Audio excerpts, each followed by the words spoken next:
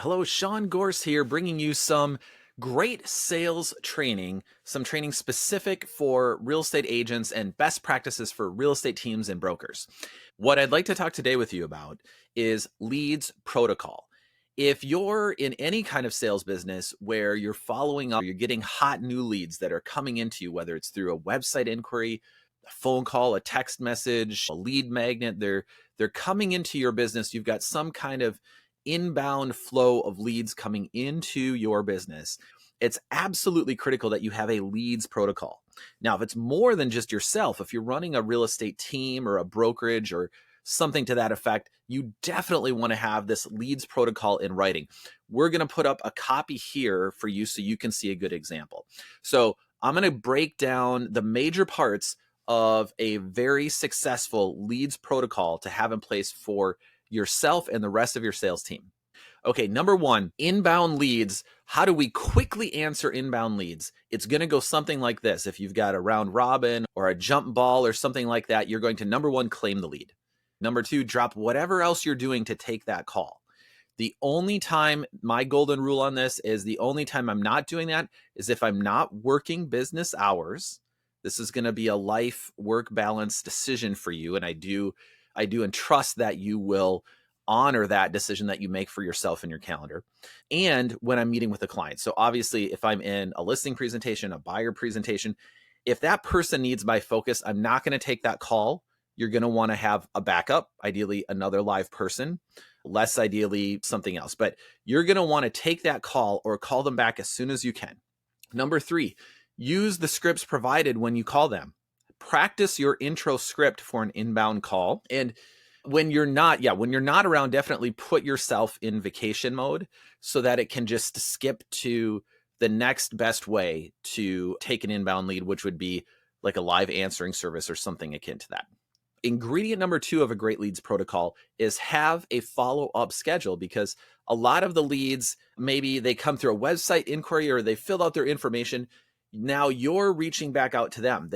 It's on their request, whether they said to call them back or they just had a question. And you want to have a very specific cadence and schedule that you follow to call them back. Day one, we typically suggest call them. If you reach them live, great. If you don't, leave a voicemail. And you're going to reference why you're calling and the information that you have that's going to solve the problem that they were looking to solve. It could be what's the price of property, details about a property. It could be specific details about you, questions that they have, anything like that. Number two, send a text message, right? Because we know if they didn't answer the phone live, it might be because they didn't recognize your number. People are generally in one of two camps. Either they were expecting some kind of call or they're at least curious, especially if they can tell that you're, for example, somewhat in the same area code. Or number two, they might be more likely to respond to a text.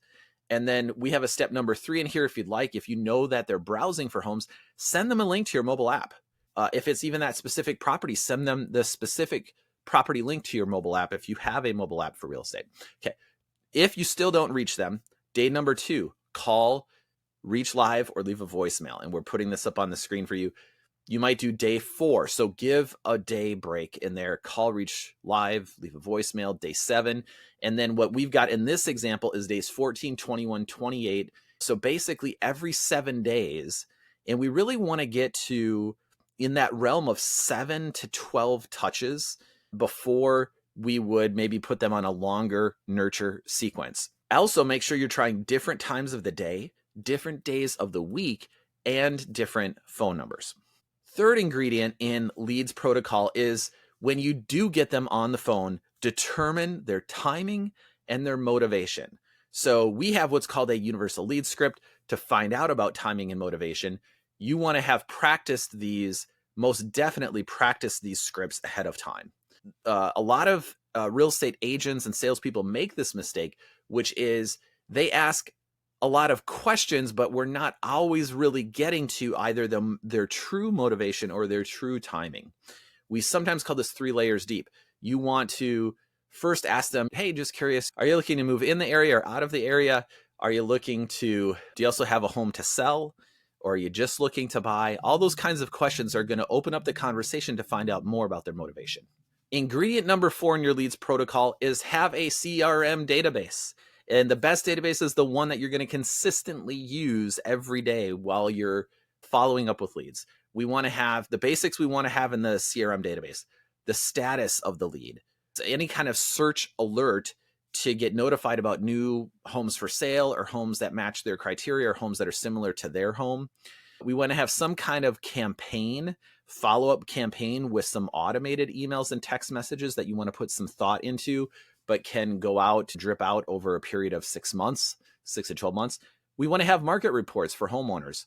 We want to utilize tags. So if you know that they're a condo buyer, if you know that they're a townhouse seller, if you know the price range of their property that they would consider selling, we want to track these typically by tags. Obviously, if we can get more details on them, we want that in the CRM so that they can get our print marketing, our digital marketing. We can retarget them on social media. We can have internet banner display ads that follow them around. And then notes around their timing and motivation. When you speak with them, we want to save the details, the significant details, especially about their timing and their motivation.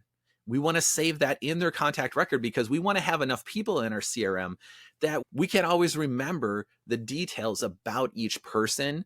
We need to go and look through those notes. That's how many people we should have in our funnel that we're following up with on a consistent basis. And the 5th ingredient to a great leads protocol is to schedule your next call.